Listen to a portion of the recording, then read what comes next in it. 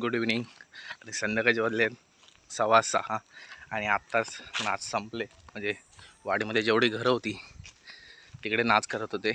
दुपारी 1 वाजल्यापासून ते आता नाच झाले. एक लास्ट घर होतं तिकडे नाचत आहेत. आणि आता मी चालू घरी फ्रेश होणार, चहा पिणार, थोडा आराम करणार आणि मग बघू पुढे कसं काय प्लॅन आहे. आणि माझा मोबाईलचा पण प्रॉब्लेम झाला होता की वॉल्यूम होता तो ऐकू येत नव्हता. व्हिडिओ करत होतो पण म्यूट झाला होता पूर्णपणे. सो बघेल लेट्स. तर आज आहे 5वा दिवस गणपतीचा आणि आता उद्या जाणार गणपती बाप्पा आपल्या गावी. आणि आता आरती चालू आहे. आता थोड्या वेळातच आमच्या घरात येतील आरतीवाले. सकाळपासून नाही, सकाळी दुपारी 1 वाजल्यापासून नाच चालू होते प्रत्येक घरामध्ये. आता पप्पा गेलेत आरतीसाठी आणि मी आता थोडा आराम केला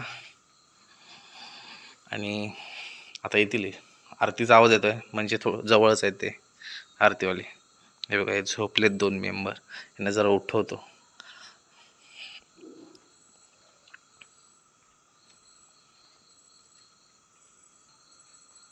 हे बघा झोपलेत.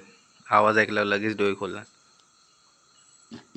हे बघा बैल झोपले होते. हा बघा, काय रे झोपायला आलेलं? हां, झोपतात काय? हां ऐ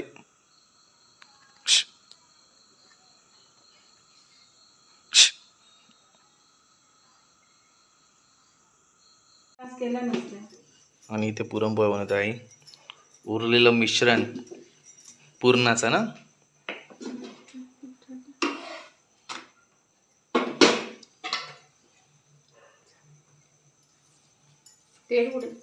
हां, तर इथे पुरणपोळी.